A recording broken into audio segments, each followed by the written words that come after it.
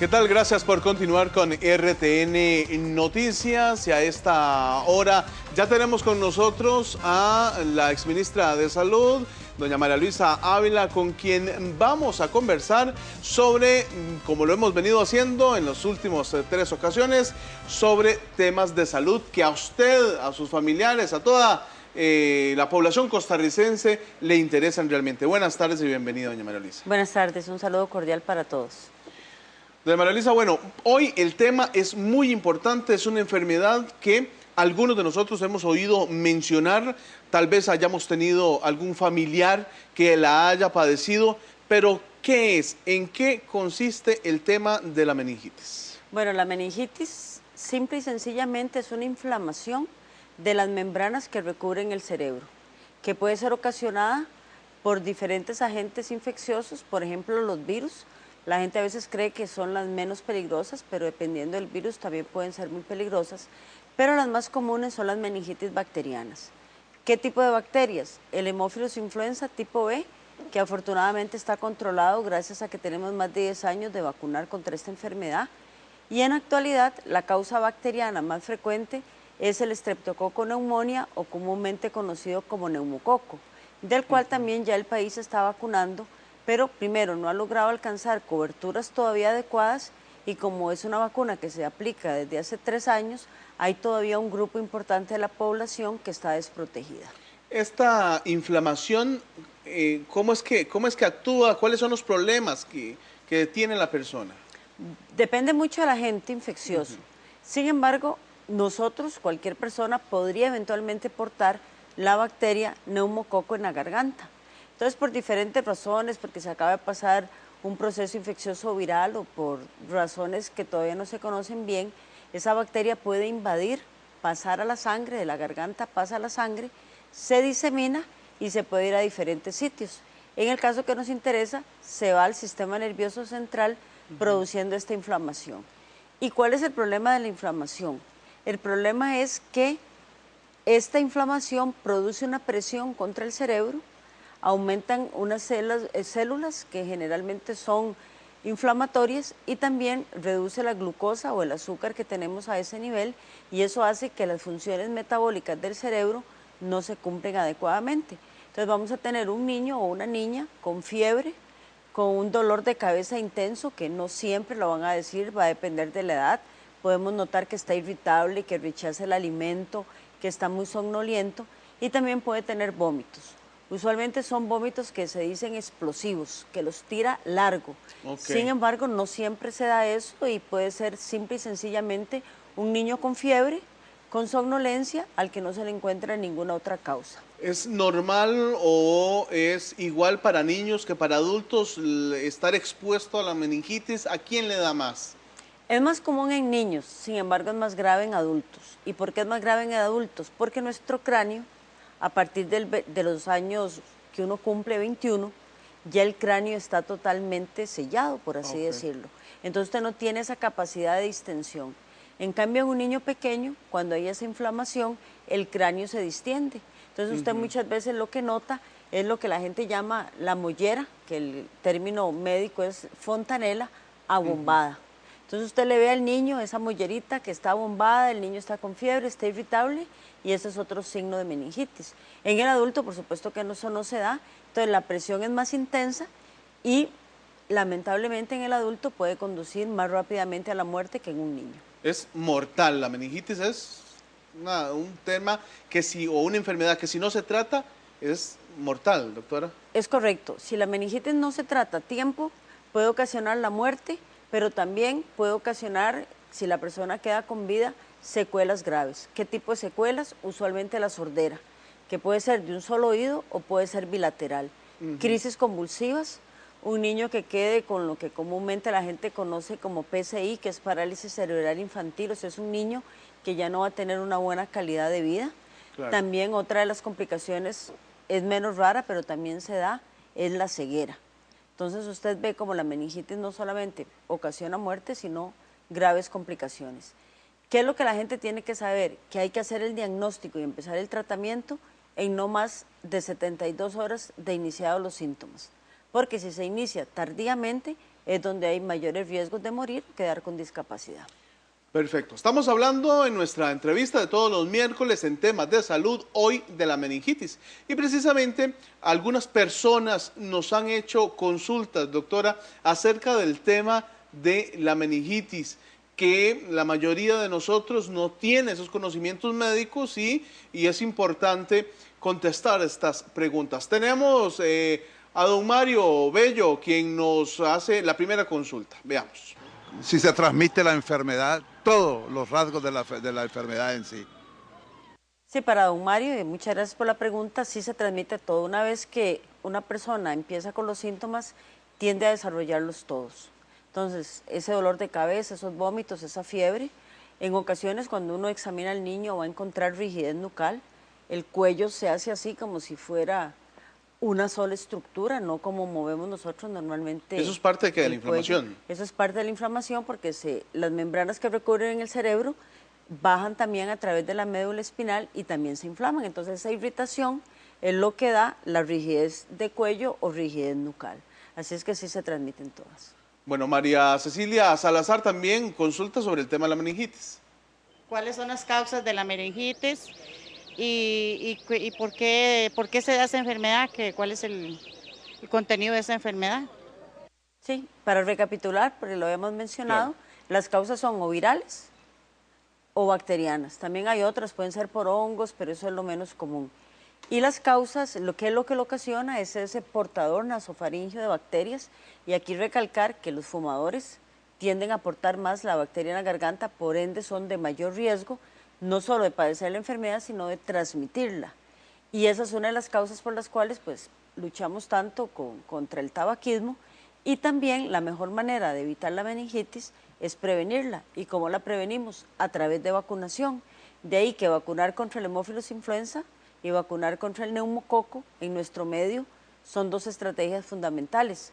Hay otra bacteria que se llama meningococo.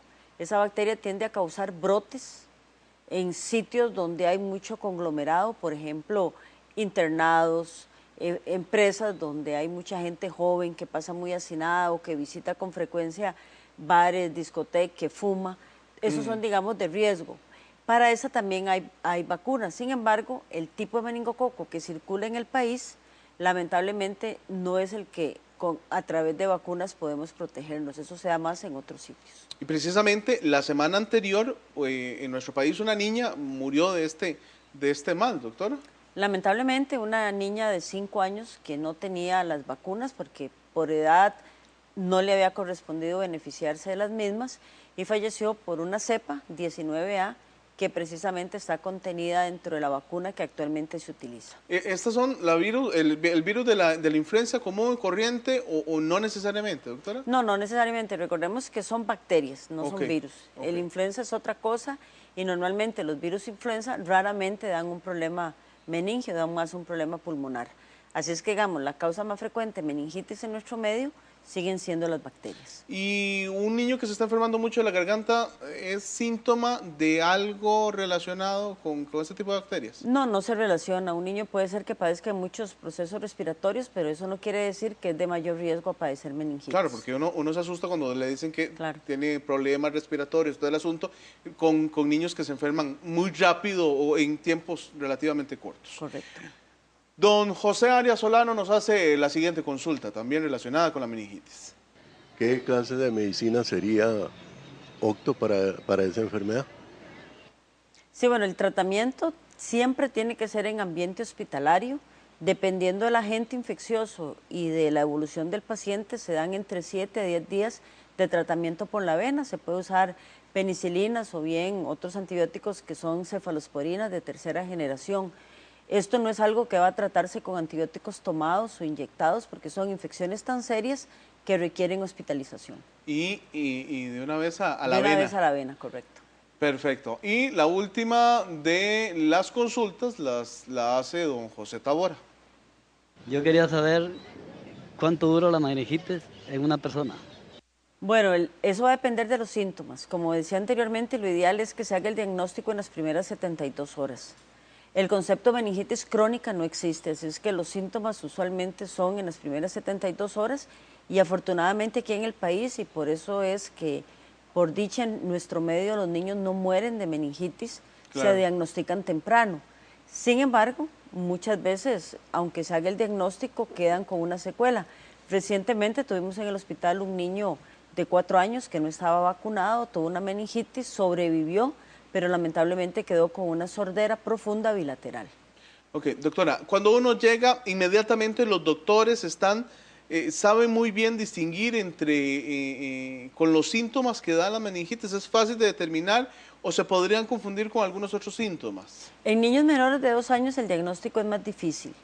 Usualmente puede confundirse con otras cosas porque no siempre los cuadros son tan floridos.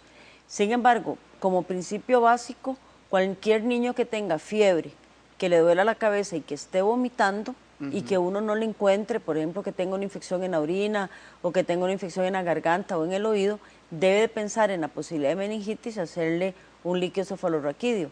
¿En qué consiste esto? En introducir una aguja entre los espacios de las vértebras y a través de esa aguja sacar el líquido, que es el que uno ve. Muchas veces con solo ver el líquido ya uno sabe que tiene meningitis porque lo ve turbio. Cuando el líquido sale como agua de roca, como el agua que normalmente vemos, uno dice, no, aquí afortunadamente no hay nada. Pero cuando sale turbio uno ya sabe qué es eso y ni siquiera se espera el resultado del laboratorio, sino que empieza tratamiento. ¿Qué es ese líquido, doctora? Todos lo tenemos en nuestra columna vertebral. En todo. En todo. Nuestro cerebro, ¿verdad? Ajá. Como es una caja, por así decirlo, donde el cráneo es la caja donde está el cerebro no puede estar en un ambiente que no sea el adecuado, entonces ese líquido es como para amortiguar Golpes y demás. Exacto, y además para permitir la irrigación, y ese líquido que se produce en los ventrículos también baña la médula espinal y es donde uno hace la punción lumbar y extrae ese líquido. Ahora, en esos momentos se da mucho tema de hospitalización por meningitis. ¿La población costarricense está consciente? ¿Qué es lo que usted ve todos los días ahí en el hospital de niños, doctora? Bueno, vemos de todo, desde personas muy preocupadas que consultan oportunamente hasta gente que minimiza el cuadro y lamentablemente no consulta. Y algo terrible es cuando les da por automedicar a los niños o bien consultan en una farmacia, a veces ni siquiera llevan al chiquito, les mandan un antibiótico o a veces hasta nosotros mismos, los médicos, cometemos el error de que no sabemos qué tiene el niño, está con fiebre, está vomitando y le ponemos un antibiótico intramuscular, usualmente en la nalguita, y eso enmascara el cuadro clínico de una meningitis. Por eso, antes de usar antibióticos, y sobre todo cuando son antibióticos intramusculares, hay que saber muy bien qué infección se está tratando. Así es que la recomendación más importante sería, número 1, tener las vacunas al día.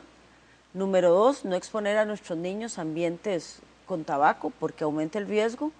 Número 3, lactancia materna es una de las primeras vacunas que podemos darles a nuestros hijos. Y número 4, no automedicarse y consultar oportunamente como quinto punto. Doctora, cuando todavía no estaban aplicándose las vacunas del neumococo, muchos de nosotros, como padres de familia, recurrimos a comprarla en las farmacias y que se las llegaran a poner. ¿Es posible que una vacuna, si el niño no lo está teniendo, no lo está recibiendo, aquel padre que quiera comprarle a su niño la vacuna y ponérsela, podría ayudarle con el tema de evitar tantos problemas con la meningitis? Sí, claro. Siempre es una recomendación a todos los niños menores de 5 años y eso va a depender de la edad, que tengan al menos una dosis de vacuna contra el neumococo de la conjugada para protegerse de una enfermedad como la meningitis. Por supuesto que tampoco lo excluye, porque de neumococo hay como 90 serotipos. En este momento nosotros ponemos la vacuna 13 valente, que protege contra los 13 más frecuentes en el país, incluso contra este 19A, de que lamentablemente fue la causa del fallecimiento de esta niña vecina de Heredia. Así es que por lo menos con la 13 valente estamos protegiendo el 85% de las posibilidades de tener una meningitis. Claro, lamentablemente el problema está en que si no tienen la edad para ponérselo, si no tienen recursos económicos, ahí tendrían en estos momentos que estamos en una etapa apenas de comenzar los procesos de vacunación a toda la población, ¿verdad? Sí, y esa es la parte lamentable porque es un aspecto de inequidad. Mucha gente no tiene 50.000 colones para aplicar una dosis de vacuna y por eso es que se supone que va a haber un Estado solidario que las proporcione. Las estamos proporcionando, pero empezamos con una corte de nacimientos, pero sería también ideal que a chiquitos menores de 5 años les estemos poniendo esta vacuna. Bueno, de verdad que le agradecemos siempre por sacarnos de estos montones de dudas, doctora, respecto a diferentes temas. Nosotros hacemos acá una pausa comercial, ya casi volvemos con más información en RTN Noticias.